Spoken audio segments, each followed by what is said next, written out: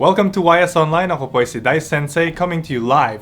Well, not live, but from Quezon City, the Philippines.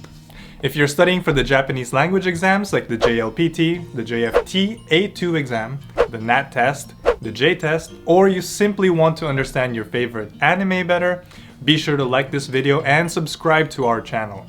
Don't forget to turn on your notification bell to gain first-hand access to our new videos. So in previous lessons, napag-aralan na natin kung paano sabihin ang oras, days of the week, days of the month, months, and years in Japanese, no? Kung paano magsabi ng anong oras na, anong araw ng linggo, araw ng buwan, or anong buwan ng taon. If you'd like a refresher on the time, days of the week, days of the month, and all that jazz, check out our lessons in the description box below or in the upper right hand of the screen. Dito ba? Or dito ba? I'm not really sure. Anyway, in this lesson, mag-extend tayo sa mga time expressions natin.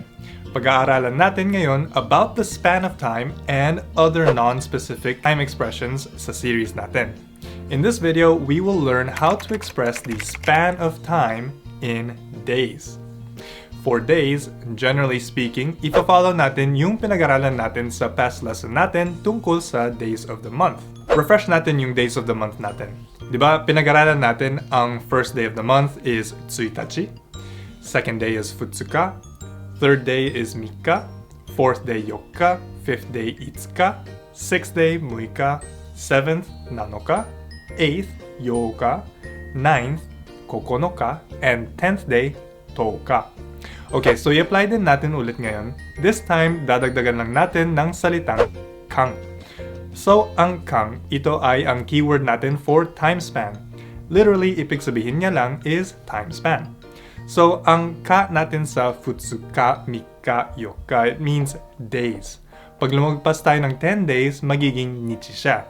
So, ang pagbasa ay iba siya. Pero ang kanji, same din lang siya. Huwag muna natin isipin ang kanji. So, mamaya na natin yan. Basta tandaan lang natin for this lesson ay dudugtungan natin si days, ka, or nichi with kang. So, pag pinagsama natin, we have ka, kang, or nichi, kang for how many days. May mga days of the month tayo na nagtatapos sa ka at nichi. So, isa-isayin muna natin yung days para hindi tayo mag-confuse. So, ipakita natin kung saan tayo gagamit ng kakang at kung saan tayo gagamit ng nichikang. For our first day, we are going to use the standard ichinichi or one day. Since ang ichinichi ay nag-express siya ng span of time, hindi na natin kailangan dugtukan ng kang. So, ang one day ay ichinichi. So, for 2 days naman, we have futsuka kang. So, dito gagamit na tayo ng ka kang, right? Parang katulad ng second day of the month, di ba? Futsuka plus kang. Now, for 3 days, we have mika kang. Again, just like the third day of the month, it's mika, so that's 3 days, plus kang. So, magiging span of 3 days. Now, for 4 days, it's yokka kang. 5 days, itsuka kang. 6 days, muika kang.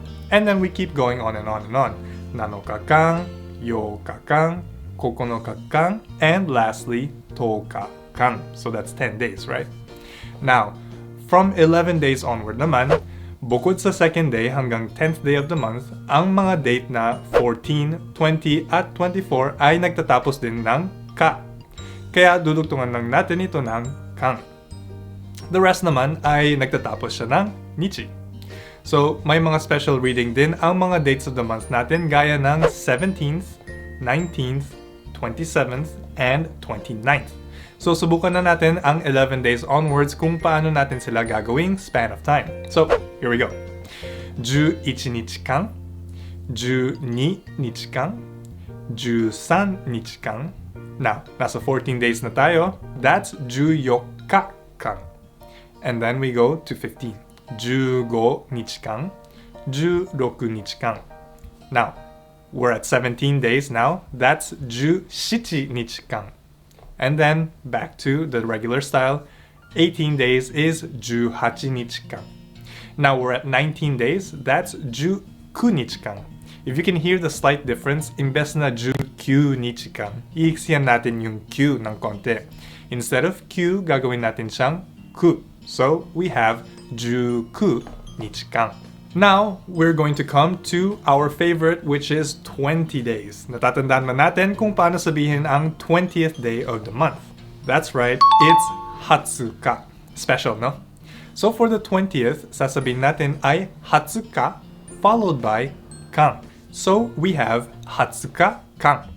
And again, after that, we have 21 days. Balik tayo sa nichikan. So bali ang 21 days is going to become 21 nichikan. Then for 22nd, 22 days, it's 20 nichikan. 23, 23 nichikan. So now we're at 24 days, and that's 24 kan. 25 days is 25 nichikan. 26, 26 nichikan. And then 27 naman ay 27 nichikan. 28 days is 28 nichikan. Now, for 29, it's 29 nichikan.